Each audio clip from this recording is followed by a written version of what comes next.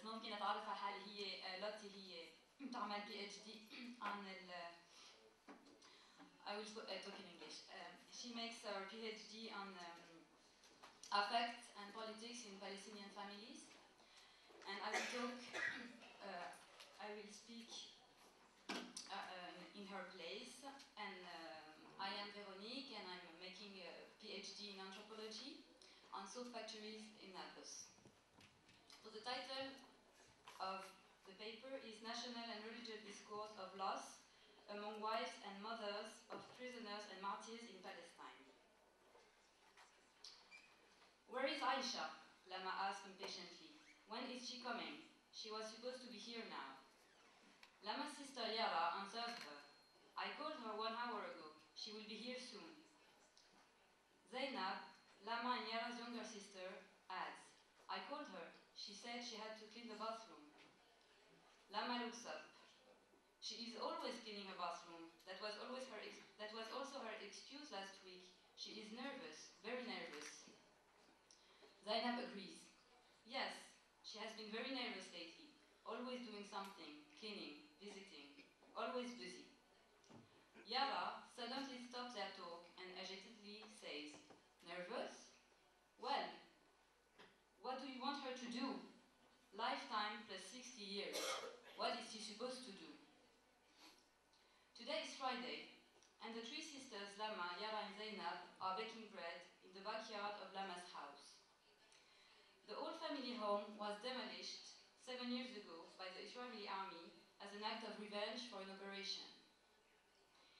This very operation was carried out by Yara's husband, who is therefore imprisoned for 27 years, and by the husband of Aisha, whose sentence on lifetime plus 60 years has just been given by the Israeli military court a week before this conversation took place. This episode took place during the PhD fieldwork of the researcher Lot in Palestine in 2007 and 2008.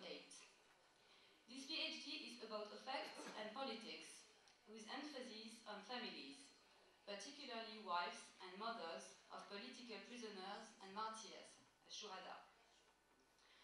Of special interest to her is the place, or lack hereof, of certain emotions and displays of affect within the gendered relationships in families, and how this is shaped by a larger global and Palestinian discourse on suffering. This paper is an attempt to unfold the diverging meanings attributed to the religious practice of reading of the Quran as a means of calming or coping with feelings that, in religious or national understanding, are considered inappropriate or taken not to exist. Of particular concern to the researcher is the circulation of affect among families who have temporarily or permanently lost male family member due to violent yet mundane clashes between the Israeli army and Palestinian armed group during the Second Intifada. It is a mere stereotype to present Palestinians as being capable of accommodating any kind of human loss within a national discourse of meaningful suffering, a discourse that merges with recent popular notions of suffering as a test from God among Muslims worldwide.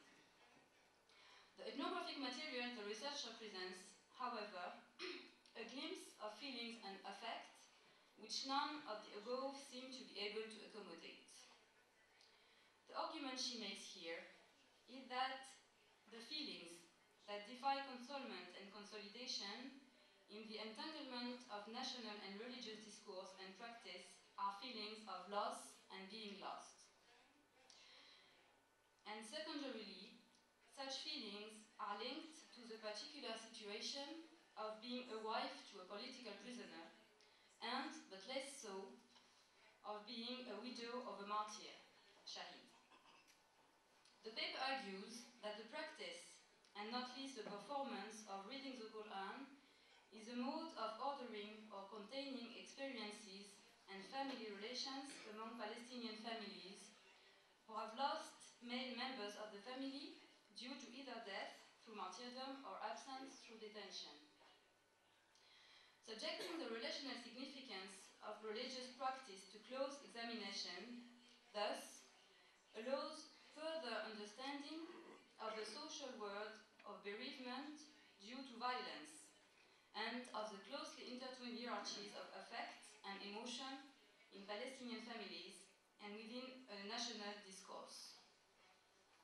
The present analysis positions itself in relation to Lila Abu-Lugh's important work on feelings and their place or lack thereof in a public discourse on honor and shame. Abu-Lugh's argument is that among Arab Bedouins in Egypt, women's feelings of loss, mourning or love that are non-existent in public discourse can be accommodated in poetry. The researcher says that her material, however, somehow diverges from that of Abu-Lugh. She notes that there are experiences and emotions concerning her informant classes that do not find a place, neither in public, be it national or religious discourse, nor in poetry or elsewhere in the languages of affect available to them. The researcher limits her analysis to what she calls the most hegemonic understanding and way of accommodating feelings in Palestine, namely, the merging of national sentiment and religious practice. She focuses on the relational significance of the healing qualities of the practice of reading of the Quran. This practice serves as an entry point to analyze the attempts of containing inappropriate emotions of distress and bereavement in families. Her ethnographic analysis, she says, is therefore less about religious practice than about relationships of care and governance of feeling within the realm of Palestinian families whose lives and intimate relationships are molded by politics of the occupation.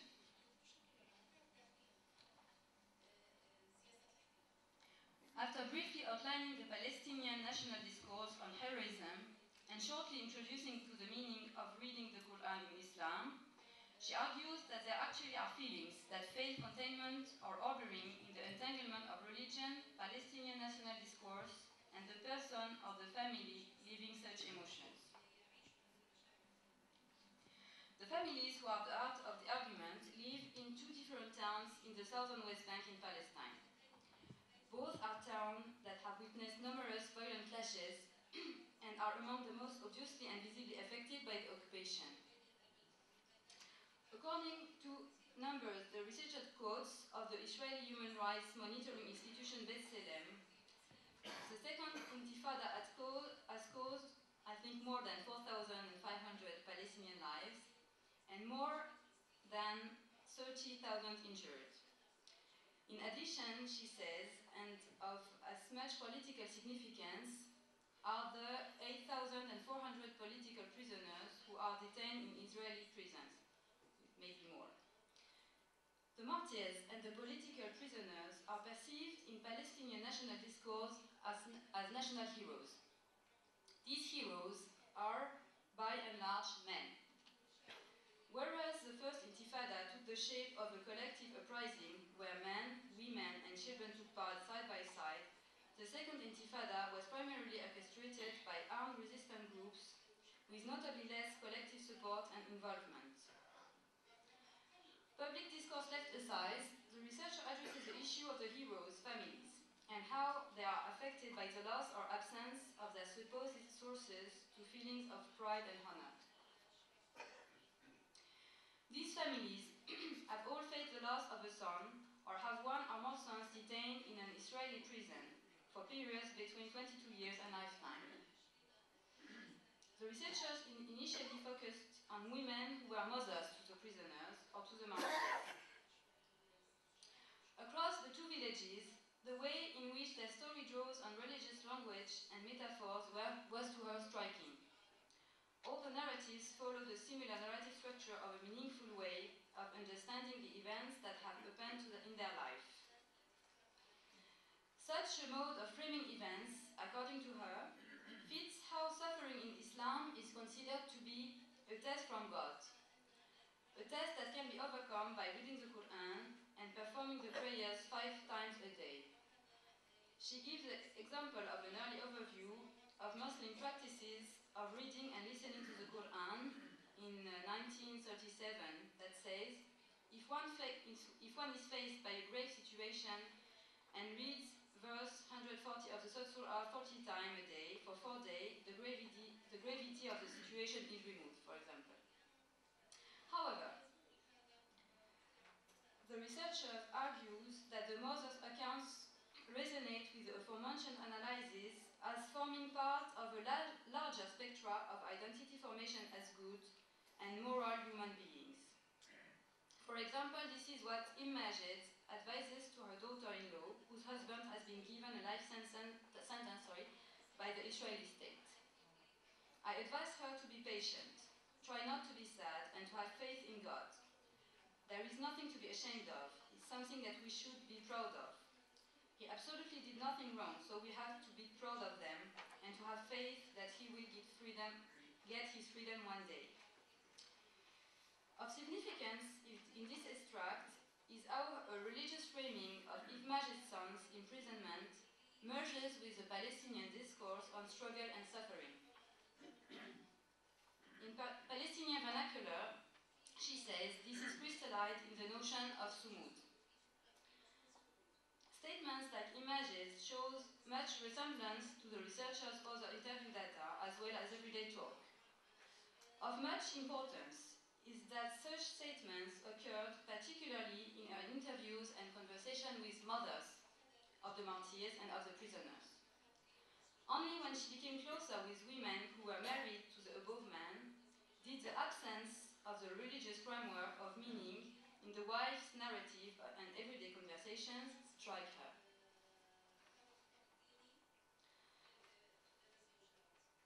Jabal has 5 sons. The oldest Jabal has become a martyr. 3 of her remaining sons are in prison. The widow of Jabal, Amina, is now married to his brother Ahmad, who serves a prison sentence of 20 years. Here, Jabal and one of her daughters-in-law speak about the death of their son and brother-in-law. Jabal, when my son died, and when they told me that he was killed, I actually did not believe it. But after a week, I started to understand it. All I could say was, thank God. When Jabal was killed, I told everyone that we have to celebrate everything to its extreme. And Zainab, her daughter-in-law, says, yes, she did that and still does that. I remember 2 weeks after Jabal's death, there was a wedding that all the family were invited to. And we were extremely sad about the loss that we faced. But Jabal said, no, don't be. We have to go and celebrate the wedding with the family. It's a wedding and we have to be happy. Common to these statements are how the use of religious notions of test and endurance are not only a result of a turning point. These notions were there already as part of the repertoire of meaning that the women face in their entire life. In the situation of having lost a son, religion and religious practice are employed in attempting to understand and to make sense of their losses. When the researcher talked with these women about what in the concrete situation may help, the women would say that doing the 5 daily prayers and reading the Quran would have the most and only positive effect. Reading the Quran calms their senses in a bodily manner by allowing them to breathe calmly again. Through this, the mother's distress diminished, and the fact of having lost a son thus makes sense. When talking with the mothers about how they consider the situation of their daughters-in-law, who are now without a husband and a father to their children, they would say that they told them to read the Quran. Such a way of framing a story did not occur among the wives of these men belonging to the same extended households. The researcher quotes here a conversation she had with Amina. It is a loss. My children lost the word dad. Most people want me to have a good life, but some were just plain intruders. My mother was the only one who did not intrude. Now I am married, but not in practice. When people intrude, there is protection. But it's not good, it's not a good life. On the inside, there is an empty space, a hole in me. Amina's account of losing her husband is a different, less ordered story, lacking the apparent meaningfulness of the accounts of the mothers. Something the researcher has spoken a lot with the wives has been how other people reacted to their situation. Because they are married or made widows by national heroes, they are supposed to face the situation with pride and unconditional support to their husband's past and present action. From the opening conversation about Aisha's nervousness, it was also clear that her feelings were outside the range of containable ways of reacting. Only Yara, a woman in a similar situation to Aisha, would show understanding. From the way in which the wives presented their social network advice, there was little doubt to the researcher that they felt that the people who gave this advice did not care about what they were actually feeling. To the wives and widows, the advice of reading the Quran was a way of saying to them, do not complain, do what you have to do, be patient, and remember that there is a meaning. The researchers then discussed the issue of what is at stake in these diverging notions of making sense and ameliorating feelings of distress.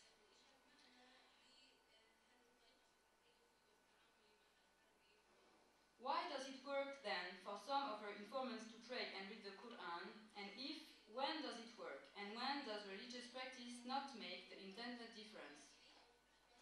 Or are, she says, difficult and sensitive issues to address? It appears from her ethnographic material that in the particular case of families that have lost a main member, there are some issues or events that cannot be contained within a mindset of perseverance, of test, and even of self-fulfillment as a good Muslim human beings. And she argues, these events and the experienced meaning of them are dependent on the position a person occupies when that life event happens. The question then is what makes it more relieving for the mothers to draw on their faith in trying to understand and express mood in the face of their loss that seems to be the case for the bereaved wives. She addresses the issue through the example of Amina. For Amina, advice that she should read the Quran means that people saying this do not care about how she's actually experiencing the situation. The notion of care, the researcher suggests, might provide with a clue as how to address the failure of making sense that Amina feels in the aftermath of her loss. Amina's feeling, the researcher suggests, have to do with the fact that in her situation, the relationships and obligations of care have changed because she is without her husband. Historically, and still in practice now across rural Palestine, a newly-wed couple moves into the house of or nearby the family of the man. This is the case for all the families that are part of her study. Part of the new obligation of a wife encounters upon marriage is to be caretaker, to look after her family-in-law, foremost following patriarchal hierarchies. First husband died, the relationship of caregiver and caretaker changed, because suddenly it was the family-in-law who had to take care of Amina and her 3 little children. However, as Amina stated, she does not consider her second marriage a marriage. It does not push away her feelings of loss and emptiness. Indeed, when she was speaking about her husband, it took a while for the researcher to figure out that she was always referring to her first husband. That he was killed and the second one in prison are events that make sense within the context of the Israeli occupation. And to stand such event out patiently and enduringly is not only to be a good and loyal Muslim, it is as much to be a conscientious Palestinian national subject. The researcher argued that, however, there is no place within this frame for Amina's bad feelings about her family, and family-in-laws wish that she marries her brother-in-law, and in this manner is cared for and about. Their particular way of taking care of her actually becomes part of Amina's feelings of loss and emptiness. If we consider religion as making sense of a situation, the big events of losing a husband and the suffering this has in fact brought about for her make sense as a form of a test of her faith and patience. This part of her situation is something that she shared with her mother and her entire family-in-law. Within this mindset of pride, honor and losses, there are in fact gains. Feelings of being lost has little place. At the same time, for Amina not to feel consoled or cared about through well-meant advice of religious practice seems a consequence of the failure of her feeling of fitting into the national, religious and relational registers of affect available to her. The researcher concludes by saying that her concern in the paper has been to make an analysis of religious practices in families, an analysis that considers how it works or fails to bring about change among its practitioners.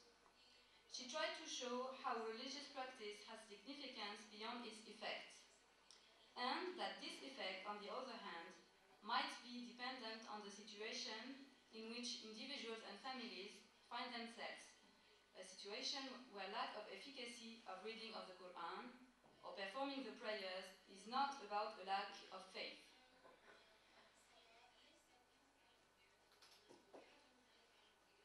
Her argument is that there might be situations whose lived consequences fit into a religious framework. In situations of violent death, forming part of an ongoing conflict, this might be the case.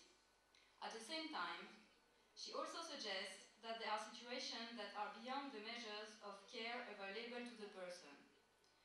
That, to her, says less about religious practices in families than about human consequences of prolonged unrest.